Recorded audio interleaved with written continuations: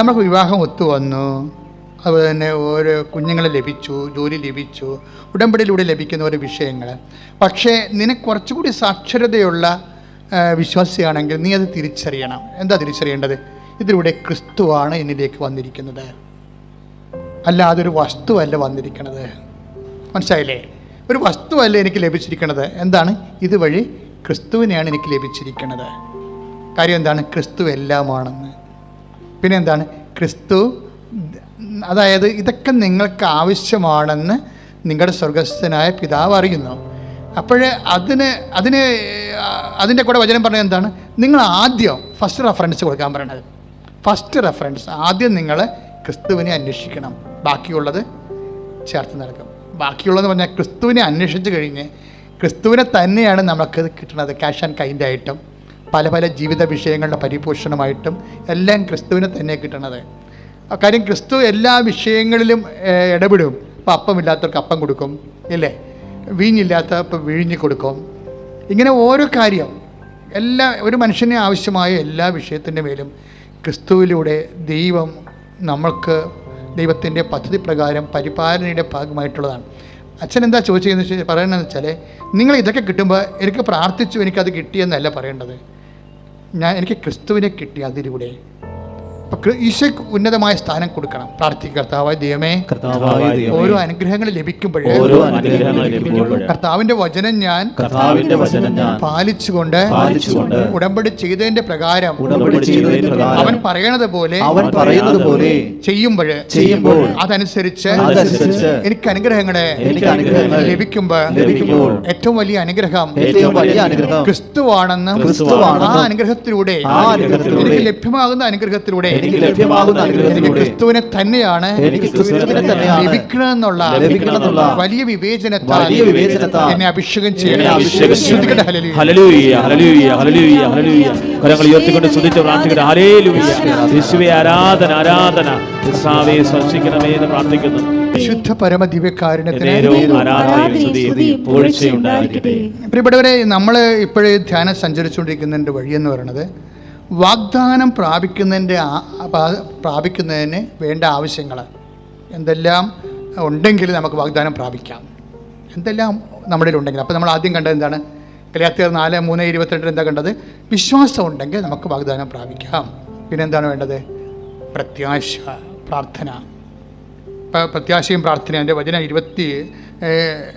നടപടി പുസ്തകം 26:7. നടപടി പുസ്തകം 26-ാം അധ്യായം 7-ാമത്തെ വാക്യം. പ്രിയമുള്ളവരെ, ഞങ്ങളുടെ 12 ഗോത്രങ്ങളും രാത്രിയും പകലും തീഷ്ണതയോടെ ആരാധന അർപ്പിച്ചുകൊണ്ട് ഈ വാഗ്ദാനം പ്രാപിക്കാമെന്ന് പ്രത്യാശിക്കുന്നു. അതായത് ദൈവജനത്തിന് വാഗ്ദാനം പ്രാപിക്കാൻ കൊടുത്തിരിക്കുന്ന രണ്ടാമത്തെ ഒരു വഴി എന്ന് പറയുന്നത് എന്താണ്? രാത്രിയും പകലും പ്രാർത്ഥിക്കുകയാണ്. ഇപ്പോൾ ഉടമ്പടിയിൽ ഒത്തിരിയേറെ പ്രാർത്ഥനയുണ്ട്, അല്ലേ? ഇപ്പോൾ ഞാനൊക്കെ രാത്രി 2 മണിക്ക് എഴുന്നേറ്റ് പ്രാർത്ഥിക്കും. കുറേ വർഷങ്ങളായിട്ട് അങ്ങനെ പ്രാർത്ഥിക്കും. അസുഖമാണെങ്കിൽ ഭയങ്കര തളർന്നൊക്കെ പോവുകയാണെങ്കിൽ ആ ദിവസങ്ങളിൽ ചിലപ്പോൾ എഴുന്നേക്കാൻ താമസിക്കുന്നേ ഉള്ളൂ. അല്ലെങ്കിൽ 2 മണിക്കും 12 മണിക്കും ഇടയ്ക്ക് രാത്രി പ്രാർത്ഥിച്ചിരിക്കാം. അത് രാത്രി പ്രാർത്ഥനയ്ക്ക് പ്രത്യേകതയുണ്ട്. എന്താണ്? നമ്മൾക്ക് സാധാരണ പ്രാർത്ഥനയേക്കാൾ ഉപരി നമുക്ക് കുറച്ച് അതിൻ്റെ അകത്ത് കമ്മിറ്റ്മെൻറ്റ്സ് വേണം. രാത്രി പ്രാർത്ഥിക്കണമെങ്കിൽ ഇപ്പോൾ ഞാനൊരു ജപമാല ചെല്ലത്തുള്ളൂ, ചിലപ്പോൾ 2 ജപമാല ചെല്ലും. മറ്റേ ഉറക്കം പോകുമല്ല. നമ്മൾ സ്വാഭാവികമായിട്ട് രാത്രി പ്രാർത്ഥിക്കുമ്പോൾ എഴുന്നേറ്റിട്ട് പിന്നെ പ്രാർത്ഥിക്കുകയാണെങ്കിൽ നമ്മുടെ മൈൻഡൊക്കെ വേറെ സെറ്റാവും. ആ ഉറക്കം പോയി കഴിഞ്ഞാൽ പിന്നെ അപ്പോൾ നമുക്കൊരു പ്രാർത്ഥന കൂടി, ഒരു ജപമാല ചെല്ലാനുള്ള സമയം കൂടി കിട്ടും. ചിലപ്പോൾ 2 ജപമാല ചെല്ലും. ഇപ്പോൾ അങ്ങനെ ചെല്ലണമെന്ന് പറയുമ്പോൾ അങ്ങനെ ഉണർന്നിരിക്കുമ്പോൾ, രാത്രികാലങ്ങൾ ഉണർന്നിരിക്കുമ്പോൾ അതിൻ്റെ അകത്തുനിന്ന് ഉണ്ടാകുന്നത് വിശ്വാസം മാത്രമല്ല, രാത്രി പ്രാർത്ഥനയ്ക്ക് സ്നേഹമുണ്ടാകും ദൈവത്തോട്. കാര്യം ദൈവവും നമ്മൾ മാത്രമേ ഉള്ളവിടെ 2 വ്യക്തികൾ. ഉടമ്പടി എടുത്ത നീയും ഉടമ്പടിയുടെ കക്ഷിയായിരിക്കണ അടുത്തതാരാണ്? ദൈവമാണ്, അല്ലേ? ഉടമ്പടിയുടെ 1-ാം കക്ഷി ദൈവവും 2-ാം കക്ഷി നമ്മളുമാണ്. ഇത് ഉഭയ കക്ഷിയാണ്, അതായത് ബൈലാറ്ററൽ എഗ്രിമെൻറ്റാണ്. അപ്പോൾ നമ്മൾ നമ്മുടെ കക്ഷിയുമായിട്ട് കാണുകയാണ്. അപ്പോൾ നിസ്സാര കാര്യമല്ലത്. കാര്യം പകലൊക്കെ ഒത്തിരിയേറെ ആൾക്കാരൊക്കെ അവിടെ ഇവിടെയൊക്കെ നടക്കുകയും വിളിക്കുകയും നമ്മൾ തിരക്കുകയും അന്വേഷിക്കുകയും ചെയ്യുമ്പോഴും രാത്രി ഈ സമയത്ത് ആരും നമ്മൾ വിളിക്കാനില്ല, നമ്മൾ ദൈവത്തിൻ്റെ കൂടെ ഇരിക്കുകയാണ്. അപ്പം നീ ഇപ്പം എന്താ പറഞ്ഞത്? അതാണ് പൗലോസ് പറയണത് ഈ ആക്സ് നടപടി പുസ്തകം 26:7 ഞങ്ങൾ 12 ഗോത്രങ്ങളാണ്. 12 ഗോത്രങ്ങളും രാത്രിയും പകലും തീഷ്ണതയോടെ ആരാധന അർപ്പിച്ചുകൊണ്ട് ഈ വാഗ്ദാനം പ്രാപിക്കാമെന്ന് പ്രത്യാശിക്കുന്നു. അതാണ് വാഗ്ദാനം പ്രാപിക്കുന്നതിൻ്റെ ഒരു സംഭവം. ഇടതടവില്ലാതെ പ്രാർത്ഥിക്കുക. അപ്പം നിങ്ങൾ ഓർക്കും ഒരു പണിക്കും പോകാതിരുന്ന് പ്രാർത്ഥിക്കുക. അങ്ങനെയല്ല, മനസ്സിലൊരു ഓർമ്മയാണെല്ലാം, അല്ലേ? മനുഷ്യന് വേണമെങ്കിൽ ഏത് സമയത്ത് വേണമെങ്കിലും ഓർക്കാം. ഇപ്പം സ്മൃതി കുർബാനയില്ലേ? സ്മൃതി കുർബാന ഇപ്പം ഞങ്ങൾക്കൊക്കെ ഒരു സ്ഥലത്ത് കുർബാന അർപ്പിക്കാൻ പറ്റാത്തൊരു സാഹചര്യമാണെങ്കിൽ ഓർമ്മയിൽ കർത്താവിൻ്റെ പീഡാസകനങ്ങളെയും അതുപോലെ തന്നെ ആ തിരുവചനങ്ങളെയും ഒക്കെ ഓർമ്മയിൽ കൊണ്ടുവരും. എനിക്ക് സാഹിത്യ അക്കാദമി പഠിക്കുന്ന കാലത്തേക്ക് അങ്ങനെയൊക്കെ സംഭവിച്ചിട്ടുണ്ട്. ഒരു 2 ദിവസങ്ങൾ എനിക്ക് ബലിയർപ്പിക്കാൻ പറ്റാത്തൊരു കണ്ടീഷൻ. അവിടെ കുർബാന അർപ്പിക്കാൻ പറ്റിയ യോഗ്യതയുള്ള സ്ഥലമല്ല. അങ്ങനെയുള്ള സ്ഥലങ്ങളൊക്കെ അപൂർവമല്ലേ? അപ്പം അങ്ങനെ വരുമ്പോൾ നമ്മൾ എന്ത് ചെയ്യും? ആ ബൈബിൾ ഭാഗങ്ങളെല്ലാം വായിക്കുവാസനം ചെയ്യുന്നുണ്ട്. കർത്താവിൻ്റെ പീഡാസകനത്തിൻ്റെയും കുർബാന സ്ഥാപനത്തിൻ്റെയും വചനങ്ങളെ. എന്താണ് കാര്യം? കർത്താവിനറിയാം സിറ്റുവേഷൻസ് എന്താണെന്ന്. പക്ഷെ നമുക്ക് ആ ഒരു ആഗ്രഹമുണ്ട്, ഉള്ളിലുള്ള ആഗ്രഹമുണ്ട്. അപ്പോൾ ഞാൻ ആ സമയത്ത് ബലിവചനങ്ങളുടെ സമയത്തൊക്കെ മുട്ടേ നിൽക്കും. ഇവിടെ ഞാൻ ബെഡ്റൂമിൽ മുട്ടേ നിൽക്കും. അതെന്താ വെച്ചാൽ എന്താ സംഭവിച്ചാൽ അപ്പോഴാരെ കാണിക്കാനാണ് മുട്ടേ നിൽക്കുന്നത്? ദൈവത്തെ കാണിക്കാനാണ്. എന്താ കാര്യം? ഞാനും ദൈവവും മാത്രമേ എൻ്റെ മുറിയിലുള്ളൂ, ഈശോയും മാത്രമേ ഉള്ളൂ. പക്ഷേ എൻ്റെ ആ സ്വകാര്യതയിൽ ഏറ്റവും പ്രധാനപ്പെട്ട ആൾ എൻ്റെ ദൈവം തന്നെയാണ്. ഇതാണ് വിഷയം എന്നത്. നിൻ്റെ സ്വകാര്യതയിൽ ദൈവത്തിന് അറിയണം നിൻ്റെ ഏറ്റവും പ്രിയപ്പെട്ട ആൾ ദൈവമാണെന്ന്. ഇവിടെയാണ് നമുക്ക് പാളിപ്പോണത്. സാധാരണ മനുഷ്യൻ്റെ സ്വകാര്യതയിൽ പറയേണ്ട കാര്യമില്ലല്ലോ. നിങ്ങൾ പറയേണ്ട കാര്യം, ഞങ്ങൾ 10,000 കുമ്പസാരം കേട്ടുള്ളതാണ്. സാധാരണ മനുഷ്യൻ്റെ സ്വകാര്യതയിൽ ദൈവമല്ല, ദൈവം അവസാനത്തെ ആൾ പോലും അല്ല. ഇതാണ് ഒരു സ്പിരിച്വൽ ട്രാജഡി. സാധാരണ മനുഷ്യൻ്റെ സ്വകാര്യതയിൽ ദൈവം ആദ്യത്തെ ആളുമല്ല, അവസാനത്തെ ആളുമല്ല. അവിടെ സ്വകാര്യമായിട്ടുള്ള സന്തോഷങ്ങളുടെ കാര്യങ്ങളായിരിക്കും അവിടെ സ്വകാര്യതയുണ്ട്. ഇതാണ് ഒരു ജഡിക മനുഷ്യനെ ആത്മീയ മനുഷ്യനിൽ നിന്ന് പിന്തിരിപ്പിക്കുന്നത്. ഞാൻ നിന്നോട് പറയുകയാണ്, നീ ഉടമ്പടി എടുത്ത വ്യക്തിയാണെങ്കിൽ നിൻ്റെ സ്വകാര്യതകളെ വളരെ ശ്രദ്ധിക്കണം. എന്താ വെച്ചാൽ അവിടെ യേശു തന്നെയായിരിക്കണം ഒന്നാം സ്ഥാനമുള്ളത്. പ്രാർത്ഥിക്കുക. കർത്താവായ ദൈവമേ, എന്റെ സ്വകാര്യതയിലെ നിനക്ക് തന്നെ ഒന്നാം സ്ഥാനം കിട്ടാൻ എനിക്ക് പ്രത്യേക അഭിഷേകം നൽകണമേ.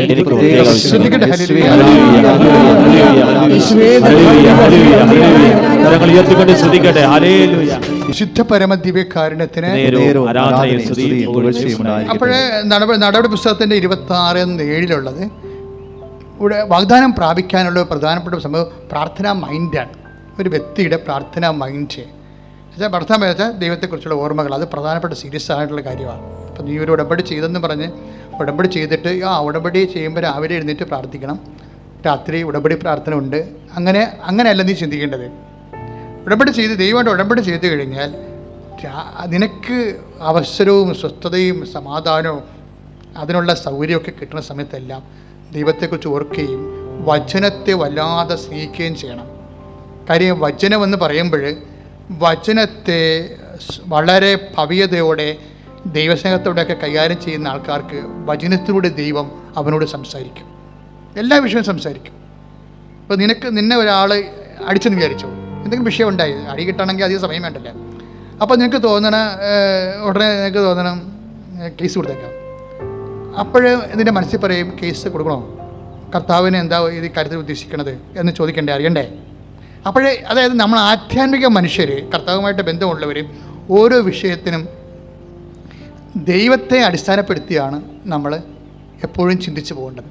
ദൈവത്തെ അടിസ്ഥാനപ്പെടുത്തി, അങ്ങനെ ദൈവത്തിനെ അടിസ്ഥാനപ്പെടുത്തി ചിന്തിക്കാൻ തുടങ്ങി ദൈവം പറയണനുസരിച്ച് ചെയ്യത്തുള്ളെങ്കിൽ നീ കുറച്ച് കഴിയുമ്പോൾ ദൈവം തൻ്റെ വചനത്തിലൂടെ നിനക്ക് ക്ലൂ തരും, നീ എന്താ മൂവ് ചെയ്യേണ്ടത്. പിന്നെ സ്വപ്നത്തിലൊക്കെ സംസാരിക്കും. കഴിഞ്ഞ ദിവസങ്ങളിൽ ഒരു സാക്ഷ്യം ഉണ്ടായിരുന്നു, നല്ല ഒരു സാക്ഷ്യമാണ്. അതായത് ആ ചേച്ചി ഉടമ്പടി ചെയ്തപ്പോഴേ അമ്മ തന്നെ പറഞ്ഞു, അതായത് അവരുടെ പേര് ബെൻസി അങ്കമാലി. അതായത് ബെൻസി അങ്കമാലി USA അവർക്ക് വിസ ജോലിക്ക് പോകുന്നൊരു വിഷയമാണ്. കാരണം കുറേ പ്രശ്നങ്ങൾ അവർക്ക് വന്ന് അവരൊന്ന് ഉടമ്പടി ചെയ്തപ്പോഴേ അമ്മ സ്വപ്നത്തിൽ അവരോട് പറഞ്ഞ് 87 വർക്ക് അറേഞ്ച്മെൻ്റ് എന്ന് പറഞ്ഞു. നമ്മൾ ഞെട്ടിപ്പോകും വിഷയങ്ങൾ കേട്ട് കഴിഞ്ഞാൽ. 87, അതായത് ലേബർ ലോ ചേഞ്ച് എന്ന് പറഞ്ഞു. അത് ഇവർക്ക് അറിയത്തില്ല. ഇവൾ വിചാരിച്ച് അപ്പം അമ്മയാണ് സ്വപ്നത്തിൽ വന്നതെന്ന് മനസ്സിലായി. പക്ഷെ അമ്മയുടെ രീതി എന്ന് പറഞ്ഞാൽ ആ പെർട്ടിക്കുലർ സബ്ജക്റ്റ് ഡീൽ ചെയ്യും. നമ്മളിപ്പോൾ ഉടമ്പടിയിൽ വന്നൊക്കെ മനസ്സിലായൊരു കാര്യം, ഉടമ്പടി സാക്ഷ്യങ്ങൾ കേൾക്കുമ്പോൾ നമുക്ക് മനസ്സിലാകുന്നത്. കാര്യം എനിക്ക് നല്ലവണ്ണം അത് മനസ്സിലാകും. കാര്യം ഉടമ്പടി അമ്മ തരണ മുമ്പ് ഞാൻ ശുശ്രൂഷ ചെയ്തുകൊണ്ടിരുന്ന ആളാണ്. കാര്യം 1989 ശുശ്രൂഷ തുടങ്ങിയത്. 2004 അമ്മ പ്രത്യക്ഷപ്പെട്ടത്, 2015 നമുക്ക് ഉടമ്പടി കിട്ടിയത്. അപ്പോൾ അത്രയും കാലത്തെ ശുശ്രൂഷയിൽ ഉണ്ടാകുന്ന അനുഭവങ്ങളൊക്കെ എനിക്കറിയാം. പണ്ട് എനിക്ക് സാക്ഷ്യപേടകം എന്ന് പറഞ്ഞൊരു പുസ്തകം ഉണ്ടായിരുന്നു, കൃപാസനത്തിന് സാക്ഷ്യപേടകം. ഇപ്പോഴും ഉണ്ട് ആ പുസ്തകത്തിന്, പഴയ കോപ്പികൾ ഇപ്പോഴും ഉണ്ട്. അതിൻ്റെ അർത്ഥം വെച്ചാൽ അന്ന് നടന്ന പ്രധാനപ്പെട്ട സാക്ഷ്യങ്ങളെല്ലാം ആശുപത്രികളിൽ കൊണ്ടുപോയി കൊടുക്കാൻ വേണ്ടി ഉണ്ടാക്കിയൊരു പുസ്തകമാണത്. ആശുപത്രികളിൽ കൊണ്ടുപോയി കൊടുക്കാൻ, ആശുപത്രി രോഗികളായിട്ടിരിക്കുന്ന സമയത്ത് സാക്ഷ്യങ്ങൾ കേൾക്കുമ്പോൾ കർത്താവ് അവരോട് സംസാരിക്കും, ഇല്ലേ? അപ്പം അത് അങ്ങനെ ഒരു സുവിശേഷ ജോലിക്ക് വേണ്ടി ഉണ്ടാക്കിയ സാക്ഷ്യപേടകം. ആ സാക്ഷ്യപേടകത്തിൽ ഒരു 100 കണക്കിന് സാക്ഷ്യങ്ങളുണ്ട്, നല്ല സാക്ഷ്യങ്ങൾ. പക്ഷേ ഉടമ്പടിയുടെ കാലം വരുമ്പോൾ ഉടമ്പടി very particular, very personal, up to the matter. അതാണ് ഉടമ്പടി സാക്ഷ്യങ്ങളുടെ ഒരു ഫീച്ചർ എന്ന് പറയുന്നത്. അത് വളരെ വ്യക്തതയുണ്ടാകും, വ്യക്തതയല്ല, വളരെ വ്യക്തിപരമായിരിക്കും, ഭയങ്കര ക്ലാരിറ്റി ആയിരിക്കും. Above all it is so personal. ഇപ്പോൾ വ്യക്തിയോട് ഇപ്പോൾ അമ്മ എന്താ പറയണത്, നിന്നെ അവളോട് എന്താ പറഞ്ഞത്, അവളോട് എന്താ അമ്മ പറഞ്ഞത്? അതായത് രാത്രി അവർക്കുണ്ടാകുന്ന സ്വപ്നമാണ്. ശ്രുതികട്ടെ ഹല്ലേലൂയ, യേശുവേ ആരാധന ആരാധന ആരാധന ആരാധന hallelujah hallelujah hallelujah hallelujah hallelujah hallelujah യേശുവേ നന്ദി കർത്താവേ സ്തോത്രം ഹല്ലേലൂയ ഹല്ലേലൂയ ഹല്ലേലൂയ യേശുവേ ആരാധന ഹല്ലേലൂയ കർത്താവേ ആരാധന കർത്താവേ ഞങ്ങൾ അങ്ങയെ സ്തുതിച്ച് പ്രാർത്ഥിക്കുന്നു കർത്താവേ യേശുവേ ഞങ്ങൾ സമർപ്പിച്ച് പ്രാർത്ഥിക്കുന്നു. ബെൻസി വർഗീസ് അങ്കമാലിയിലുള്ള സഹോദരിയുടെ പ്രശ്നം, അവർക്ക് എമിഗ്രേഷനിൽ നിന്ന് US എമിഗ്രേഷനിൽ നിന്ന് ഒരു പേപ്പർ വരണം. പക്ഷേ അവരോട് ഇവരുടെ ഏജൻസി അല്ലെ ഇവർ പോകേണ്ട സ്ഥലത്തുള്ളവർ ഈ പേപ്പർ വന്നാൽ മാത്രമേ പ്രൊസീഡിങ്സ് നടക്കത്തുള്ളൂ, വിസ പ്രൊസീഡിങ്സ് നടക്കത്തുള്ളൂ. പക്ഷേ അത് ഇവർ വിളിക്കാൻ പറയാനുണ്ട് അങ്ങോട്ട്. അപ്പോൾ അവർ പറയുന്നത്, ബെൻസി പറയുന്നതിൻ്റെ പ്രശ്നം വെച്ച് കഴിഞ്ഞാൽ അവർക്ക് അമേരിക്കയിലുള്ളവർക്ക് രാത്രി, നമുക്ക് പകലാണ്. അപ്പോൾ ഞാൻ പകൽ വിളിച്ചാൽ അവർ രാത്രി ആയിരിക്കും, അവർ ഉറക്കമായിരിക്കും. അത് കാരണം ഞാൻ കുറേ ദിവസങ്ങൾ രാത്രി ഉറക്കം നിന്ന് ഇവരെ വിളിച്ച്, അവർക്ക് പകലാണല്ലോ. അപ്പോൾ ഓരോ മനുഷ്യൻ അനുഭവിക്കുന്ന പ്രശ്നങ്ങളെ അതിനാണ് അവരൊന്ന് ഉടമ്പടി ചെയ്തിരിക്കുന്നത്. അതായത് വിളിച്ചു കഴിയുമ്പോൾ അവസാനം ഒരു പ്രാവശ്യം കിട്ടിക്കഴിയുമ്പോൾ ഈ അമേരിക്കക്കാർ ബെൻസി പറയണത്, ഞാൻ പറഞ്ഞ ഇംഗ്ലീഷ് അവർക്ക് മനസ്സിലാണില്ല, അവർ പറഞ്ഞ ഇംഗ്ലീഷ് എനിക്ക് പറ്റുന്നില്ല, എനിക്ക് മനസ്സിലാണില്ല. വെറുതെ ലാഗിയാണ്. എല്ലാവരും അനുഭവിക്കുന്ന പ്രശ്നമാണിത്. അമേരിക്കയിലൊക്കെ ബ്രിട്ടനിലൊക്കെ പോകുന്ന എല്ലാവർക്കും അനുഭവിക്കേണ്ട ഒരു പ്രശ്നമാണ്. നമുക്ക് പകൽ, അവർക്ക് രാത്രി. അതുതന്നെ ഭാഷയുടെ അവസ്ഥ. നമ്മൾ പറഞ്ഞ ഇംഗ്ലീഷ് അവർക്ക് മനസ്സിലാണില്ല, അവർ പറഞ്ഞ ഇംഗ്ലീഷ് നമുക്ക് മനസ്സിലാണില്ല, പണിയായി. അവസാനം അമ്മയോട് ഇവള് പറയും, ഇവള് ലൈറ്റൊക്കെ അതിൻ്റെ പേര് റിക്വസ്റ്റ് ഇടും. കൃപാസനത്തിലെ ഏറ്റവും വലിയ പ്രാർത്ഥനകൾ ഒന്നാണ് ലൈറ്റൊക്കെ അതിൻ്റെ പേര് റിക്വസ്റ്റ്. അതാണ് ആൾക്കാരെ ആദ്യമായിട്ടും അമ്മ ഹൈ പറയണത്. അവിടുന്ന് അക്കൗണ്ട്, അമ്മയുമായിട്ടൊരു മരീൻ അക്കൗണ്ടാണത്. കാര്യം കൈയെത്താത്ത ദൂരത്ത് നിൽക്കുന്ന ആൾക്കാർ, ആലപ്പുഴ എത്താനുള്ള സമയമോ സൗകര്യമോ ഇല്ലാത്ത ആൾക്കാർ അന്യ ജില്ലകളിലും അന്യ സംസ്ഥാനങ്ങളിലും അതുപോലെ തന്നെ കോണ്ടിനെൻസിലൊക്കെ പെട്ടിരിക്കുന്ന ആൾക്കാർ, അവർക്കൊരു എമർജൻസി സിറ്റുവേഷൻ ഉണ്ടായാൽ അവർ ഉടനെ ചെയ്യണ. എനിക്ക് ഉടമ്പടിയും ലൈറ്റൊക്കെ ഒരുമിച്ച് അമ്മ തന്നത്. എനിക്കറിയാതെ, എനിക്ക് ശരിക്കും പറഞ്ഞാൽ കമ്പ്യൂട്ടർ അറിയണ ആളല്ല ഞാൻ. പക്ഷേ കാര്യങ്ങളൊക്കെ മനസ്സിലാകും, കാര്യങ്ങൾ കൈകാര്യം ചെയ്യും. പക്ഷേ എനിക്കതിൻ്റെ ടെക്നിക്കൽ വശമോ എഞ്ചിനീയറിംഗ് വശമോ ഒന്നും അറിയത്തില്ല. ഞാൻ ഈ സാധനം പഠിച്ചിട്ടില്ല. പക്ഷേ എനിക്ക് പഠിക്കണതിന് തന്നെ വളരെ ഇവിടെ ഉള്ള പ്രവർത്തകർ തന്നെ വളരെ എഡ്യൂക്കേറ്റഡ് ആണ് ഇതിൻ്റെ അകത്തുള്ളവർ. അപ്പോൾ പിന്നെ ഞാൻ പിന്നെ അതിനുവേണ്ടി പഠിക്കേണ്ട ആവശ്യമില്ല, എനിക്കില്ല, ഇതുവരെ വന്നിട്ടുമില്ല. എല്ലാ വർക്കും ഓഫീസും ചെയ്തു തരുന്നുണ്ട്. അപ്പോൾ ഞാൻ പിന്നെ അതിന് ഇൻട്രസ്റ്റ് എടുത്തിട്ടില്ല. പക്ഷേ എന്താ പ്രശ്നം, എങ്കിലും ഞാനെനിക്ക് ഈ കമ്പ്യൂട്ടർ സെർച്ച് ചെയ്ത സമയത്ത് എനിക്ക് ലിങ്ക് കിട്ടിയിട്ട് എനിക്ക് മനസ്സിലായത് എന്തോ പ്രാർത്ഥനയുടെ ലിങ്കാണ്. ഞാൻ ലിങ്ക് എടുത്തിട്ട് കമ്പ്യൂട്ടർ എഞ്ചിനീയർ എടുത്ത് പറഞ്ഞത്, ആൾക്കാരെ പ്രാർത്ഥിക്കുമ്പോൾ തിരികെ എത്തണം മാതാവിൻ്റെ മുമ്പിൽ. ആൾക്കാരെ പ്രാർത്ഥിക്കുമ്പോൾ അവരുടെ പേരൊരു തിരികെ എത്തണം ഇവിടെ, ആ പേരെഴുതി കാണിക്കണം. അതായത് ഞാൻ ഈ ഡിക്സൺ എന്ന് പറഞ്ഞ എൻ്റെ സഹോദരന്, അയാളാണ് അങ്ങനെയാണ് കമ്പ്യൂട്ടർ കാര്യം ചെയ്തത്, എഞ്ചിനീയറിംഗ് കാര്യം ചെയ്യണം. അദ്ദേഹത്തെ സമർപ്പ് ഞാൻ ജോമാല ചെയ്യും. കാരണം മാതാവ് ഞാൻ ഉദ്ദേശിച്ച കാര്യം അയാൾക്ക് പറഞ്ഞു കൊടുക്കണമെന്ന്, ഞാൻ ഉദ്ദേശിച്ച കാര്യം അയാൾക്ക് പറഞ്ഞു കൊടുക്കണമെന്ന്. കാര്യം അപ്പം അങ്ങനെ അഭിഷേകം കിട്ടുമല്ലോ അതിൻ്റെ അകത്ത്. അപ്പം അങ്ങനെ പറഞ്ഞു. ഒരു ദിവസം കഴിഞ്ഞപ്പോൾ എന്നെ വിളിച്ച് പറഞ്ഞു, അച്ഛായി നമുക്ക് ചെയ്യാമെന്ന് പറഞ്ഞു. അപ്പോൾ ഞാൻ എന്നിട്ട് ഈ ലൈറ്റ് ക്യാൻഡിൽ അടിക്കുമ്പോൾ അവരുടെ കാര്യങ്ങൾ പറയുമ്പോൾ അവരുടെ പേരും തിരിയുമായിട്ട് മാതാവിന് മുമ്പിൽ 10 മിനിറ്റ് കയറാം, 10 ദിവസം കത്തി നിൽക്കും. അപ്പോൾ ഞാനിങ്ങനെ ഓർത്തിട്ട് ചുമ്മാ ഒരു കമ്പ്യൂട്ടർ ടെക്നിക്കായിട്ട് ആൾക്കാർക്ക് തെറ്റിദ്ധരിക്കുമോ? ഞാൻ ഭയങ്കര ആവേശത്തിലാണ് അമ്മ എനിക്ക് അഭിഷേകം തന്നിട്ട് ഞാൻ പറയണത്. ഇത് ചുമ്മാ ഇങ്ങനെ കമ്പ്യൂട്ടറെ കുത്തി പേരിട്ട് കഴിഞ്ഞാൽ ഉടനെ തിരി തെളിയുമ്പോൾ ഉടനെ ദൈവം കേൾക്കുക എന്ന് ആരെങ്കിലും യുക്തിവാദം ചിന്തിച്ചാൽ എന്ത് ചെയ്യും? ഞാൻ ഈ വിഷയം അമ്മയോട് പറയാം, അമ്മേ ആൾക്കാർ തെറ്റിദ്ധരിക്കാൻ സാധ്യതയുണ്ട്. കാര്യം തിരി കത്തിക്കുമ്പോൾ ഇതിന് കമ്പ്യൂട്ടർ കളി പോലെ വരുക, മൊത്തം കളിയാണല്ല. അങ്ങനെ വന്നു കഴിഞ്ഞാൽ നമ്മുടെ സത്യാവസ്ഥകളെ ചോദ്യം ചെയ്യപ്പെടും. അതെനിക്ക് സങ്കടമാണ്. അപ്പോൾ ഞാൻ അമ്മയോട് എൻ്റെ മനസ്സിലുണ്ടാകണം എല്ലാം ഞാൻ അതുപോലെ പറയും. നിങ്ങൾ എൻ്റെ ഈ പ്രസംഗം കേൾക്കുമ്പോൾ നിങ്ങളും ഇതുപോലെ ഈ ഫോർമാറ്റിലായിട്ട് പ്രയർ കമ്മ്യൂണിക്കേഷൻ കൊണ്ടുവരണം. കാര്യം നമ്മൾക്ക് എന്തായാലും അമ്മയോട് ഉള്ളതുപോലെ അങ്ങോട്ട് നമുക്കറിയാവുന്ന ഭാഷ കൺവേ ചെയ്യണം. അത് ഭയങ്കരമായ മറുപടി ഉണ്ടാകും. കാര്യം നമ്മുടെ ജീവിതം കറക്റ്റാണെന്നുണ്ടെങ്കിൽ ഇതൊക്കെ കൃത്യമായിട്ട് മറുപടി പറഞ്ഞുകൊണ്ടിരിക്കും ദൈവം. അപ്പോൾ എന്താ പ്രശ്നം വെച്ച് കഴിഞ്ഞാൽ ജീവിതം കറക്റ്റെന്ന് ഞാൻ പറയുന്നത് കാശ് നമുക്കും തെറ്റിപ്പോകുക, അതല്ല പ്രശ്നം. ബോധപൂർവ്വം നമ്മളെ തെറ്റിലേക്ക് വീഴാത്ത ശ്രദ്ധ ഉണ്ടാക്കണം. മനുഷ്യന്മാരാണ് ചിലപ്പോൾ അറിഞ്ഞും അറിയാതെയൊക്കെ കുറേ തെറ്റുകളൊക്കെ ഉണ്ട്. അറിയാതെ തെറ്റുണ്ടായാൽ പോലും ശിക്ഷിക്കുമെന്ന് വചനം പറഞ്ഞിട്ടുണ്ട്. 19-ാം സങ്കീർത്തനത്തിൽ പറഞ്ഞിട്ടുണ്ട്, എൻ്റെ അറിയാത്ത തെറ്റുകൾ എന്നോട് ക്ഷമിക്കണം. അപ്പോൾ അറിയാത്ത തെറ്റുകളുണ്ട്. അറിയാത്ത കൊണ്ടല്ലേ എന്ന് പറഞ്ഞിട്ട് കാര്യമില്ല. കാര്യം മനുഷ്യത്വത്തിൻ്റെ ആ കോൺഷ്യസിൽ ദൈവം തെറ്റും ശരിയും എല്ലാം നേരത്തെ കൊടുത്തിട്ടുണ്ട്. അതിന് ജാതി മതയിലൊന്നുമില്ല. തെറ്റിന് ശരിക്കും എല്ലാ മനുഷ്യന്മാർക്കും അതല്ലേ മനസാക്ഷി തന്നെയാണ് അവിടെ നിയമം എന്നൊക്കെ സെൻറ്റ് പോൾ പറഞ്ഞ എന്താണ്? നിയമം ലഭിച്ചിട്ടില്ലെങ്കിൽ വിജാതീയരായ അക്രൈസ്തവരായ സഹോദരങ്ങൾക്ക് അവിടെ മനസാക്ഷി തന്നെയാണ് നിയമമെന്ന് പറയും. ക്രിസ്തുവിനെ കണ്ടെത്തുന്നവരെ ക്രിസ്തുവാണ് മനുഷ്യത്വത്തിന് എത്തിച്ചേരാവുന്ന ഏറ്റവും വലിയ റിവൈസ്ഡ് ആയിട്ടുള്ള ഏറ്റവും വലിയ ഫോം. അപ്പോൾ അതുകൊണ്ട് എൻ്റെ സഹോദരങ്ങളെ കൊളോക്കിയൽ കമ്മ്യൂണിക്കേഷൻസ് ഭയങ്കര പേഴ്സണൽ ബന്ധത്തിൻ്റെ ഭാഗമാണ്. അപ്പോൾ ഞാൻ അമ്മയോട് പറഞ്ഞു, അമ്മ ഇതൊക്കെ ടെക്നിക്ക് പ്രയറായിട്ട് ആൾക്കാർക്ക് തോന്നും. കാര്യങ്ങൾ ശരിയാണ്, ഭയങ്കര അവിടെ അഭിഷേകം കിട്ടുന്നുണ്ട്. അപ്പോൾ അമ്മ എന്നോട് അന്ന് പറഞ്ഞത് എന്താണെന്ന് അറിയാമോ? അതായത് അമ്മേൻ്റെ മനസ്സിൽ തന്നിരിക്കുന്ന ചിന്ത എന്ന് പറയുന്നത് ചിന്തയല്ല, ബോധ്യം. കാര്യം നമുക്ക് ചിന്തയായിട്ടല്ല വരണത്, എപ്പോഴും ബോധ്യമായിട്ടാണ് വരണത്. ദൈവത്തിൻ്റെ എല്ലാ കാര്യങ്ങളും ബോധ്യം, അങ്ങോട്ടും ഇങ്ങോട്ടും അതായിരിക്കുമോ ഇതായിരിക്കുമോ അങ്ങനെയൊക്കെ തോന്നിയതാണോ അല്ലതാണോ അങ്ങനെ ഇങ്ങനെ അഴകുഴമ്പം പരിപാടിയൊന്നുമില്ല. നമുക്കുണ്ട് കൺവിക്ഷനാണ്, ഫേം കൺവിക്ഷൻ. ദൈവമായിട്ടുള്ള ഇൻട്രാക്ഷനിൽ നമുക്ക് ലഭിക്കുന്നത് ഫേം കൺവിക്ഷനാണ്. എന്നുവെച്ചാൽ കറ കളഞ്ഞ ബോധ്യം കിട്ടും. അപ്പോൾ അമ്മ എന്നോട് പറഞ്ഞെന്താ പറയാമോ? അത് എന്ന് വെച്ചാൽ കൃപാസനത്തിൻ്റെ വർഷങ്ങളായിട്ടുള്ള പ്രാർത്ഥനകൾ അതാണ് ഇതിൻ്റെ ആസ്തി. അയ്യോ, അത് കേട്ടോടുകൂടിയാണ് ഞാൻ ഞെട്ടിപ്പോയി, സന്തോഷമായി. അതായത് കൃപാസനത്തിലെ നീ ബ്ലെസ്സിങ്സ്, നീ അഭിഷേകം മേടിച്ചതിന് ശേഷം ഇന്ന് വരെ ജനങ്ങളെ കൊണ്ട് പ്രാർത്ഥിപ്പിച്ചിരിക്കുന്നത്. അപ്പോൾ അഖണ്ഡ ജവമാനയല്ല ഇവിടെ നിന്നല്ലേ പറഞ്ഞത്. അപ്പോൾ അഖണ്ഡ ജവമാന ചെല്ലുന്ന ഒരു വ്യവസായൻ ഇവിടെ കൊണ്ടുവന്നിട്ട് വർഷങ്ങളോളം രാത്രിയും പകലും ജവമാല ഉണ്ടായിരുന്ന അത് കൃപാസനത്തിൻ്റെ ആധ്യാത്മിക ആസ്തിയാണ്. കടലോരത്ത് 10 കൊല്ലം കടലിൽ കൺവെൻഷൻ നടത്തി. കടലിൽ കൺവെൻഷൻ നടത്തുമ്പോൾ ഞാൻ കൊച്ചി തൊട്ട് 2 മാസം 60 ദിവസം പുന്നപ്പുറ വരെ ഓരോ സന്ധ്യയ്ക്കും പോയിട്ട് കടപ്പുറത്തേക്ക് ഓരോ യോഗം വിളിച്ചിട്ട് മധ്യസ്ഥ പ്രാർത്ഥന നടത്തി അവിടെ പ്രസംഗിച്ച് അതെല്ലാം സുവിശേഷ പ്രകടനം 10 കൊല്ലം ചെയ്ത്. അതിൻ്റെ ഇടയ്ക്കാണ് ഈ 10,000 കണക്കിന് ആൾക്കാരുടെ കൺവെൻഷൻ.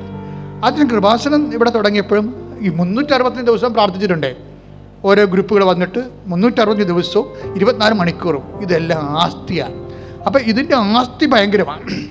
ഈ ആസ്തിയിലാണ് ലൈറ്റ് ആൻഡ് പേർ റിക്വസ്റ്റ് ഇടുന്നത്. ഇപ്പോൾ ആ ചേച്ചി എന്താ ചെയ്തിരിക്കുന്നത്, ബെൻസി എന്താ ചെയ്തിരിക്കുന്നത്, അവർ അമേരിക്കക്കാരോട് സംസാരിക്കണത് അവർക്ക് മനസ്സിലാണില്ല. രാത്രി ഉറക്കം നിലക്ക് 2 മണിക്കൊക്കെയാണ് സംസാരിക്കുന്നത്. ഇവരോട് സംസാരിക്കാൻ വേണ്ടി അവിടെ ഓഫീസിൽ വർക്ക് ചെയ്യാൻ വേണ്ടി.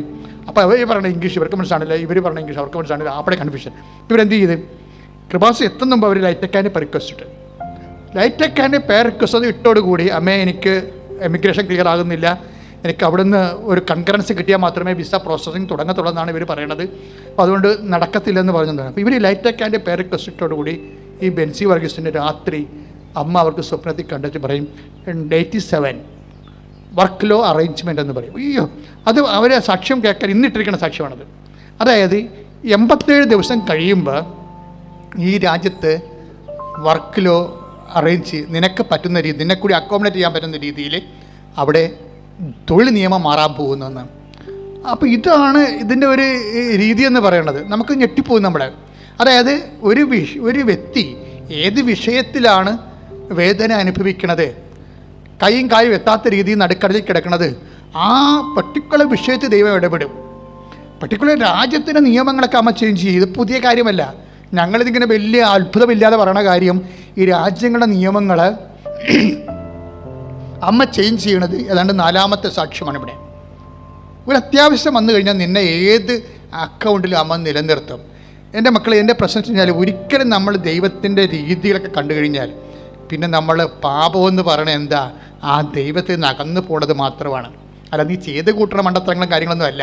പാപമെന്ന് പറയണത് എന്താ, നിന്നെ പരിപാലിക്കണ ദൈവത്തിൽ നിന്ന് മറന്നു പോണത് ഓർക്കാതിരിക്കുന്നതാണ് പാപം. ശരിക്കും ഞാൻ മുമ്പ് എന്താ പറഞ്ഞത്, പാപം എന്ന് പറയുന്നത് മനുഷ്യത്വത്തിനെതിരായി വരുന്ന എല്ലാ പാപം. അത് ജനറലാണ്. ഇത് പെർട്ടിക്കുലറായിട്ട് വരുമ്പോൾ എന്താ പറയുക, പാപം എന്ന് പറയുന്നത് നിന്നെ ഇതുപോലെ സ്നേഹിക്കണ ദൈവത്തിനും കുറിച്ച് ഓർക്കാണ്ട് ഓരോ കാര്യങ്ങൾ ചെയ്ത് കൂട്ടത്തില്ലേ, ഓർക്കാണ്ട്, ദൈവത്തിന് ഓർക്കാണ്ട്. ഇന്നലെ എൻ്റെ ഒരു സഹപ്രവർത്തകൻ എന്നെ വിളിച്ചു. ഒരു ചെറിയ അങ്ങേരുടെ തോട്ടത്തിലൊരു ചെറിയ അടിയുണ്ടായി. അപ്പോൾ എന്നോട് ചോദിച്ചു, ഞാനേ ഒരു റിവോൾവറിൻ്റെ ലൈസൻസിന് വേണ്ടി അപേക്ഷിക്കാൻ പോവുകയാണ്. ഞാൻ പറഞ്ഞു, എന്തിനെ ഷൂട്ട് ചെയ്യാനാണ്? അപ്പോഴേ കർത്താവിനോട് പറഞ്ഞ് അവനോട് പറയണം, ആത്മാവിൽ തുടങ്ങിയിട്ട് ശരീരത്തിൽ അവസാനിപ്പിക്കരുതെന്ന്. ബൈബിളിലുണ്ടാകുന്ന സാധനമാണ്, ബൈബിളൊരു വാക്കാണത്. ആത്മാവിൽ തുടങ്ങും പലരും, പക്ഷേ ലോകത്തിൻ്റെ ഇവിടെ മനുഷ്യനെ പൊറുപ്പിക്കത്തില്ല. വഴിയെ പോണവനും കയറി നമ്മളെ ഞൊണ്ടിച്ചും പോകും. അപ്പം അങ്ങനെ വരുമ്പോൾ നമ്മൾ അലർജറ്റിക്കാവും.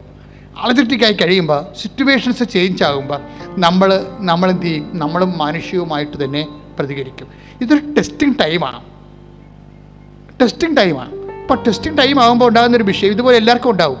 നിന്നെ ഒരു ഘട്ടം കഴിയുമ്പോൾ നീ വളർന്നു, നീ ദൈവത്തിൻ്റെ കൂടെയാണോ, നീ ദേവാലയത്തിൽ പോകുന്നുണ്ട്, കുർബാന കൂടുന്നുണ്ട്, കുർബാന സ്വീകരിക്കുന്നുണ്ട് ഒക്കെ വരുമ്പോൾ നീ ഒക്കെയാണ് എത്ര ഇതാണ് ക്രിസ്തീയ ജീവിതമെന്ന് നീ വിചാരിക്കും.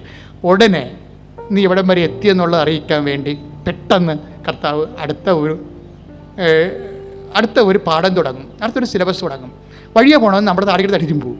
വെറുതെ ഒരു കാര്യമില്ലേ, അവൻ്റെ പുറകെ നമുക്ക് അവളം മടലും കൊണ്ട് ഓടും, ഒലക്കം കൊണ്ട് ഓടും. വെറുതെ നിന്ന് നമ്മുടെ അല്ലേ ചുമ്മാ തുറച്ചും പോയത് എന്നാൽ അവരുടെ തിരിച്ച് പണി കൊടുക്കാമെന്ന് പറഞ്ഞുകൊണ്ട് അവനെ കിട്ടില്ല, അവനെ അനിയനിട്ട് തട്ടിച്ചും പോകും. ദാറ്റ് മീൻസ് നമ്മൾ വീണ്ടും എണിയും പാമ്പും കളിയാണത്. നമ്മളെ വീണ്ടും പാമ്പ് കൊത്തി കൊണ്ടുവന്ന് രണ്ടേ വെക്കും. ഒയ്യോ, എന്ത് കഷ്ടപ്പെട്ട് ഏണിയൊക്കെ 99-ലായതാണ്. പക്ഷെ ഒരു പ്രതിയോഗി വരണ സമയത്ത് നമ്മൾ കർത്താവ് പറയും, നീ ഇങ്ങനെ ആയത് പതയാണിത്, ഇത് പതയാണ്. നമ്മൾ പാലൊക്കെ എടുക്കുമ്പോൾ ചായക്ക് എടുക്കില്ലേ, ചായ ഇങ്ങനെ എടുക്കത്തില്ലേ, ഇങ്ങനെ വീശുമ്പോൾ ചായക്കടയിൽ ചായ ഇങ്ങനെ വീശി കഴിയുമ്പോൾ എന്ന് കൊണ്ടുവന്ന് ടക്ക് എന്ന് പറഞ്ഞൊരു വെപ്പൊക്കെ വെക്കും നമ്മുടെ അല്ലേ ചായക്കടയിൽ. നമ്മൾ കാസ്റ്റിക്കിട്ട് കടയിലൊക്കെ ചെന്ന് കഴിഞ്ഞാൽ അവർ കൊണ്ടുവന്ന് അത് വില്ലേജ് മോഡലിൽ കൊണ്ടുവന്ന് ചായ വെക്കും. അപ്പം ഈ വലിയപ്പന്മാർ ചായ കുടിച്ചിട്ട് പറയവേ, എന്നെയാണ് ഇത് മുഴുവൻ പതയാണല്ലോ എന്ന് പറയും. അപ്പോൾ കടക്കാരൻ പറയും, ആ പതേ മര്യാദക്ക് ഒന്ന് വടച്ച് കളഞ്ഞാൽ മതി, ചായ കിട്ടിക്കൊള്ളൂ എന്ന് പറയും. നിങ്ങൾ തന്നെ കാശുകൊണ്ട് സാധനത്തുണ്ട്. പിന്നെ എന്താണ്, ഇപ്പം വീത്തി പതയാക്കിയതാണ്. പല ആധ്യാത്മികതയും വീത്തി പതയാക്കിയതാണ്, പത കളയാനുള്ള സാധനമാണ്. ഇപ്പം നിൻ്റെ ആധ്യാത്മികതയിൽ ഇതുപോലൊരു ഇഷ്യൂ വന്നു കഴിഞ്ഞാൽ അതിൻ്റെ അർത്ഥം പത കളയാൻ സമയമായി. നീ വിചാരിക്കുന്ന ചായ വക്ക് വരെ ഉണ്ടെന്ന് പറയണത് മുക്കാലേ ഉള്ളു, കാൽ ഗ്ലാസ് പതയാണ്. അതാണ് സംഭവം. ഈ പതയാണ് എന്ന് നമ്മളെ ഓർപ്പിക്കാൻ വേണ്ടി ഇടയ്ക്ക് ഇതുപോലെ ഇഷ്യൂസ് ഉണ്ടായിക്കൊണ്ടിരിക്കും. നമ്മളുണ്ടാക്കണമെന്ന് നിർബന്ധമില്ല. കർത്താവ് ഈ ഇഷ്യൂ ഉണ്ടാക്കിക്കൊണ്ടിരിക്കും, ദൈവം തന്നെ ഉണ്ടായിക്കൊണ്ടിരിക്കും. അത് കഴിഞ്ഞാൽ ദൈവത്തോട് നമ്മളൊരു ഗുസ്തിക്ക മൽപ്പിടുത്തത്തിന് തയ്യാറാക്കുന്ന രീതിയിൽ ദൈവം ചുമ്മാ തോണ്ടും. ചുമ്മാ വഴക്ക് തോണ്ടും. യാക്കോബിനൊക്കെ തോണ്ടിയത് എങ്ങനെയല്ലേ, ആ മര്യാദക്ക് ഭാര്യയും മക്കളെ കൊണ്ട് അപ്പുറത്ത് ജബൂക്ക് നദിക്കടയിൽ അപ്പുറത്താക്കിയിട്ട് ഇപ്പുറത്ത് വന്ന് ഒരു കല്ലും തലയെ വെച്ച് കിടന്ന് ഉറങ്ങിയ സമയത്ത് അവനെ വന്ന് കാലുപടക്കി ഇടിച്ചു. വല്ല കാര്യമുണ്ടാ? ഒരു കാര്യമില്ല. യാക്കോബിനെ പ്രകോപിക്കേണ്ട ഒരു കാര്യമില്ല. വെറുതെ അവൻ്റെ ഉത്തരവാദിത്തമൊക്കെ നിറവേറ്റി യേശാവുമായിട്ടൊക്കെ ഒരു കോംപ്രമൈസൊക്കെ എത്തി. യേശാവില്ലേ അവർ ചേട്ടൻ പരിചാലാവും പോകുന്നത്. അപ്പോൾ ഒരു കോംപ്രമൈസൊക്കെ എത്തിയാൻ വേണ്ടി മനസ്സിന് സമാധാനമൊക്കെ ഒരു പുതിയ ജീവിതം സ്വന്തം നാട്ടിൽ പോയി തുടങ്ങാൻ പോവുകയാണ്. അതിൻ്റെ ഭാഗമായിട്ടാണ് ഇവരെ കൊണ്ടുപോയി ഭാര്യൻ അപ്പുറത്താക്കി, മക്കളെ അപ്പുറത്താക്കി, കന്നുകാരെ അപ്പുറത്താക്കി, യാക്കോബ് ഇപ്പുറത്ത് വന്ന് സ്വസ്ഥമായിട്ട് ഈ മക്കളുടെ അവരെ കലവിലാതൊന്നും ഇല്ലാതെ ഒന്ന് ഉറങ്ങാൻ വേണ്ടി കിടക്കിയ പുള്ളി ഉറങ്ങി കാണത്തില്ല. പല ദിവസങ്ങളായിട്ട് ഈ യേശാവിന് വേണ്ടിയുള്ള പശുവിനെ 40 പശു, അതുപോലെ തന്നെ 150 ആടെന്നൊക്കെ പറഞ്ഞ് ഇതൊക്കെ തിരിക്കണതിൽ എണ്ണിക്കൂട്ടി തിരിക്കുന്ന ഒരു കണ്ടീഷനിലായിരുന്നു. അപ്പോൾ അതിൻ്റെ പുള്ളിക്ക് ഉറങ്ങാൻ പറ്റിയിട്ടില്ല. അതിൻ്റെ പുള്ളിക്ക് ഉറങ്ങാൻ വേണ്ടി ഇതിനെല്ലാത്തിനും ഇവരുടെ കലാവിലെ ആടിൻ്റെ സ്വരവും പശുവിൻ്റെ സ്വരവും ഒട്ടകത്തിൻ്റെ അമറലും എല്ലാം കൂടി കേട്ട് പുള്ളിക്ക് ഉറങ്ങാൻ പറ്റും. അതുകൊണ്ട് ഇതിനെല്ലാത്തിനും നദി കടത്തി അപ്പുറത്താക്കിയിട്ട് പുള്ളി ഇപ്പുറത്ത് ഒറ്റയ്ക്ക് വന്ന് മര്യാദക്കൊന്ന് ഉറങ്ങാമെന്നായപ്പോൾ തന്നെ ദൈവം ആദ്യം ഒരു താലവിടെ കെട്ടിച്ച്, വെറുതെ കിടന്ന താലവിടെ കെട്ടിച്ച് അവൻ ചാടി എന്നിട്ട് പിടുത്തമായി പിടിച്ച് അവസാനം ഈ രംഗം എൻ്റെ ഒത്തിപ്പാട്ട് ഫോട്ടിനോടുമ്പോൾ നമ്മൾ കാണുന്നത് യാക്കോബ് ഇങ്ങനെ മുടത്തി പോണ കാണുന്നത്. ഇപ്പം ആവശ്യമില്ലാത്ത എന്താ സംഭവിച്ചു കഴിഞ്ഞാൽ യാക്കോബ് ഏതാണ്ട് കൈകാര്യം ചെയ്തു, തൻ്റെ ബുദ്ധി കൈകൊണ്ട് യേശാവിനെ കൈകാര്യം ചെയ്തു എന്ന് പുള്ളിക്കൊരു തോന്നലേ. ദൈവത്തിന് ഒരു നിമിഷം അയാൾ മറന്നുപോയി. അയാളുടെ കഴിവ് കൊണ്ട് ചേട്ടായിയുമായിട്ടുണ്ടായിരുന്ന പ്രശ്നം സെറ്റ് ചെയ്തു. അപ്പോൾ യാക്കോബിന് 2 ഭാര്യമാരും അവരുടെ 12 പേര്, പിന്നെ 30 അവരുടെ സർവൻസിനുണ്ടാകുന്ന മക്കൾ, അങ്ങനെ 12 മക്കളുണ്ട്. അപ്പോൾ സമർത്ഥമായ ഒരു കുടുംബവും അതിനെ പോറ്റാനുള്ള പൊന്നും എല്ലാം. പിന്നെ അവിടെ പെണ്ണുമ്പിള്ളെല്ലാം കള്ളികളായിരുന്നു. ആ വീട്ടിൽ നിന്ന് വരുമ്പോൾ അവർക്ക് സീതനം കിട്ടാഞ്ഞ കാരണം അമ്മാവൻ്റെ അടുക്കൽ നിന്ന് മാക്സിമം അപ്പൻ്റെ അടുക്കൽ നിന്ന് അടിച്ചുകൊണ്ടാണ് പോകുന്നത്, ആങ്ങളുടെ അടിച്ചുകൊണ്ടാണ് പോകുന്നത്. അപ്പോൾ ലേയയും ഫസ്റ്റാണ്, റാഹേലും ഫസ്റ്റാണ്. കാര്യം അവിടെ അങ്ങനെ ചെയ്തിട്ടാണ്. കാര്യം അയാൾ അതിൻ്റെ കളർക്കിസ് പാർട്ടിയായിരുന്നു, ലാബാൻ എന്ന് പറഞ്ഞ ആൾ. അയാൾക്ക് എത്രയോ വർഷം പണി ചെയ്തിട്ടാണ് ഇവനെ ഈ പരുവത്തിലാക്കി കളഞ്ഞത്. അവസാനം ദൈവനെ അനുഗ്രഹിച്ച്. പക്ഷെ ഇങ്ങനെയൊക്കെയാണെങ്കിൽ ഇതെല്ലാം തൻ്റെ കഴിവ് കൊണ്ടാണെന്നൊക്കെ ചിന്തിച്ച് ദൈവത്തിന് അവോയ്ഡ് ചെയ്ത് കളഞ്ഞ് യാക്കോബ്. അപ്പോഴാണ് പിടുത്തം വന്നത്. ഇതുപോലെ ദൈവം ചിലപ്പോൾ ഒരു പിടുത്തം വരും നമ്മുടെ ജീവിതത്തിൽ. ഈ പിടുത്തത്തിൽ ശരിക്കും പറഞ്ഞാൽ പിടിക്കാൻ നിൽക്കാതിരിക്കും നല്ലത്. കാര്യം ഈ പിടിച്ചു കഴിഞ്ഞാൽ എപ്പോഴായാലും നമ്മുടെ എളി ഉളുക്കുമെന്ന കാര്യത്തിൽ യാതൊരു ഡൗട്ടും ഇല്ല.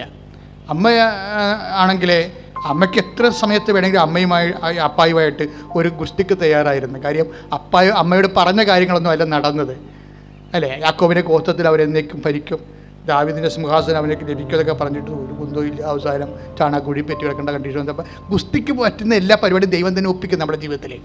ഇത് മനസ്സിലാക്കാനുള്ള ഒരു കഴിവ് അമ്മയ്ക്കുണ്ടായിരുന്നു. അമ്മ പറഞ്ഞു, അപ്പം ഗുസ്തിക്കുള്ള ഉദ്ദേശമാണെന്ന് എനിക്കറിയാം, പക്ഷേ നമ്മളതിന് കിട്ടത്തില്ലേട്ടാ. പരിശുദ്ധാത്മാവ് എന്നോട് പറഞ്ഞിട്ടുണ്ട് അപ്പം ഗുസ്തിക്ക് വന്നിരിക്കണമെന്ന്. ഞാൻ ഗുസ്തിക്കില്ല. അമ്മ തർക്കിച്ചില്ല, അമ്മ ബഹളം ഉണ്ടാക്കില്ല, ഹൃദയത്തെ സംഗ്രഹിച്ചു. അതാണ് ഏറ്റവും അമ്മയുടെയൊക്കെ ഒരു നിലപാട്. ആധ്യാത്മികമായി വളരണമെന്നുണ്ടെങ്കിൽ മിനിമം ഹോളി സ്പിരിറ്റ് വേണം. പരിശുദ്ധാത്മാവ് അമ്മയോട് പറഞ്ഞ, അമ്മ മേരി ഇത് പാഠത്തിലുള്ളതാണ്, സിലബസിലുള്ളതാണ്, അപ്പം ഗുസ്തിക്ക് വരുന്നതായിരിക്കണം, അതാണ് നിന്നെ കൊണ്ട് ചാണാക്കുഴി തട്ടിയത്, നീ മിണ്ടിപ്പോരെന്ന് പറഞ്ഞു. അതുകൊണ്ടാണ് അപ്പം ഞാൻ ഗുസ്തിക്കൊന്നുമില്ല, അപ്പം ഗുസ്തിയാണെന്നുള്ളത് എനിക്കറിയാം. എന്താ കാര്യം വെച്ച് കഴിഞ്ഞാൽ അപ്പന് വളർത്തണം ആളെ. എന്താണ്? വിശ്വാസത്തെ വളർത്തണം, പ്രത്യാശയെ വളർത്തണം, ദൈവസ്നേഹത്തെ വളർത്തണം, സമർപ്പണത്തെ വളർത്തണം. ഇതെല്ലാം കൊണ്ട് മാക്സിമം പോയി കഴിഞ്ഞാൽ എന്താ വരാൻ പറ്റണത്? സമർപ്പണമല്ലേ. അത് ആദ്യമേ അങ്ങോട്ട് പറയും, അപ്പം ഒരു പരിപാടിക്കുമില്ല, സമർപ്പണം. ഇതാ കർത്താവിൻ്റെ ദാസി. ഇത് യാക്കോബിനെ അത് അറിയാൻ പാലാഞ്ഞുകൊണ്ടാണ് മണ്ടൻ എളി ഉളുക്കേണ്ട കണ്ടീഷൻസ് വന്നത്. ഇതുപോലെ എപ്പോഴും നമ്മുടെ ജീവിതത്തിൽ ഒരു ഗുസ്തിയുമായിട്ടൊരാൾ വരും. ചിലപ്പോൾ നമ്മൾ ഉദ്ദേശിക്കുന്നത് ദൈവം വരുമെന്നും പറഞ്ഞാൽ നിങ്ങളിരിക്കണത് ദൈവമൊന്നും പറയേണ്ട, നാട്ടിലെ ഗുണ്ടകൾ വന്നാൽ മതി. എൻ്റെ സ്വന്തം ഇടവക ഇരുന്ന് ഞാൻ ജോലി ചെയ്തിട്ട് അവിടെ നാട്ടുകാരിലെ ഒരാൾ എന്നെ തല്ലിയിട്ടുണ്ട്, പോരെ? ഇങ്ങനെയുണ്ട് പരിപാടി. അപ്പോൾ ഈ കാര്യങ്ങളെല്ലാം ഞാൻ എന്താണെന്ന് ചെയ്തിരിക്കുന്നത്, എൻ്റെ കർത്താവിൻ്റെ വചനം 3 പ്രാവശ്യം ഞാൻ അവനോട് പോയി ക്ഷമ ചോദിക്കും. അവനെ പ്രകോപിപ്പിച്ചതിലാണ്. വേറെ പ്രശ്നമൊന്നുമില്ല. കാര്യം അവൻ്റെ ഒരു കാര്യം നടത്താൻ എനിക്ക് പറ്റിയില്ല. കാര്യം എന്നെ പട്ടാളം പോലെ ആൾക്കാർ പല നാടുകളിൽ നിന്ന് വന്നിട്ടുണ്ട്, എന്നെ പിടിച്ചു വെച്ചോണ്ടിരിക്കണം, അവിടെ കാര്യം നടക്കാൻ കൗൺസിൽ നടന്നുകൊണ്ടിരിക്കുകയാണ്. അവന് വെഞ്ചരിക്കണം, ഒരു വണ്ടി വെഞ്ചരിക്കണം, തക്കാളി വണ്ടി ഉന്തിക്കൊണ്ടുകൊണ്ട് പോകണം. അപ്പം ഞാനവിടെ പറഞ്ഞു, ചേട്ടാ ആ തക്കാളി വണ്ടിയല്ലേ, ചേട്ടൻ ഉന്തിക്കൊണ്ട് വിൽക്കാനുള്ള സാധനമല്ലേ, അതുകൊണ്ട് ചേട്ടൻ ഇങ്ങോട്ട് കൊണ്ടുവന്നാൽ മതി, ഞാൻ വെഞ്ചരിച്ച് തരാം. അല്ല, അപ്പം വിറഞ്ഞിട്ട് അയാൾ എന്നെ താടിക്കിട്ട് തട്ടി. പക്ഷെ ഞാനൊരു അക്ഷരമിണ്ടാതെ വിശ്വാസപ്രമാണം ചൊല്ലി കൂടെ പോയി അയാളുടെ വണ്ടി വെഞ്ചരിച്ച് കൊടുത്തു. എന്നിട്ട് ഞാൻ ആ മനുഷ്യനെ പ്രകോപിപ്പിച്ചതിൽ 3 പ്രാവശ്യം ആ ഇടവകയിൽ നിന്ന് പോന്നിട്ട് ഞാൻ പോയി എൻ്റെ ജീവചരിത്രം തെതൂല അതെല്ലാം എഴുതിയിട്ടുണ്ട്, അയാളുടെ പേര് വരെ എഴുതിയിട്ടുണ്ട്, എന്താ സംഭവിച്ചതെന്ന്. പക്ഷെ ആ മനുഷ്യൻ 3ാമത്തെ പ്രാവശ്യം ഞാൻ ചെന്നിട്ട് ആ മനുഷ്യൻ എൻ്റെ ക്ഷമയോ അതൊന്നും അംഗീകരിച്ചില്ല. എന്നെ അയാൾ വേണമെങ്കിൽ ആ കൂട്ടത്തിൽ വെച്ച് എന്നെ ഒരു കൊച്ചാക്കണ പോലെ അങ്ങനെ അയാൾ പെരുമാറിയത്. ഞാനത് ആരോടും പറഞ്ഞില്ല, ഈശോയോട് മാത്രമേ പറഞ്ഞുള്ളൂ. പക്ഷേ ഈശോയുടെ പ്രശ്നം പിന്നീട് എനിക്ക് തോന്നിയത് പറയേണ്ട കാര്യം ഇല്ലായിരുന്നെന്ന്. കാര്യം പുകച്ചു കളഞ്ഞ ആളില്ല. ഒറ്റ ആഴ്ച കൊണ്ട് ആ ചാപ്റ്റർ ക്ലോസ് ചെയ്തു. എന്നുവെച്ചാൽ ദൈവവചനം മാത്രം നീ വിശ്വസിച്ച് പോകുമ്പോൾ നീ ദൈവം ആരാണെന്നറിയും. കർത്താവിനറിയാം ഞാൻ വചനം വിട്ട് നിൽക്കത്തില്ല, വചനത്തിലാണ് കാര്യം ചെയ്തിരിക്കണം മാനുഷികമായിട്ടുള്ളത്. പിന്നെ ഉടമസ്ഥൻ ആരാ? ദൈവമാണ്, ദൈവവചനത്തിൻ്റെ ഉടമസ്ഥൻ. അപ്പോൾ ഉടമസ്ഥൻ രംഗത്ത് വരും. ദൈവവചനം ജീവിക്കണ ഒരു രീതികളുണ്ട്. ഞാൻ നിങ്ങളോട് എന്തെങ്കിലും പറയുന്നുണ്ടെങ്കിൽ ഞാൻ എപ്പോഴും സംഭവങ്ങളും കഥകളും പറഞ്ഞില്ലെന്നേ ഉള്ളൂ. പക്ഷേ ഞാൻ പറയുന്ന ഓരോ കാര്യങ്ങൾക്കും അതിൻ്റെ പിന്നിലുള്ള ഒരു അനുഭവം ഉണ്ടാവും എവിടെയെങ്കിലും. പ്രാർത്ഥിക്കുക, കർത്താവായ ദൈവമേ അങ്ങയുടെ വചനങ്ങള് പരിശുദ്ധ അമ്മയെ പോലെ അപ്പനുമായി യാക്കോബിനെ പോലെ ഗുസ്തിക്ക് തയ്യാറാകാതെ പരിശുദ്ധ അമ്മയെ പോലെ ജീവിതത്തിന്റെ അപ്രതീക്ഷിത അനുഭവങ്ങളിലെ സങ്കട അനുഭവങ്ങളിലെ സമീപനത്തോടെ സമർപ്പിതനായി ദൈവവചനത്തിന് ദാസിയായി നിൽക്കുവാൻ എന്നെ അഭിഷേകം ചെയ്യാൻ ദൈവ പൈതലായി രൂപാന്തരപ്പെടുത്തണമേ. ശ്രദ്ധിക്കട്ടെ. ഹല്ലേലൂയ.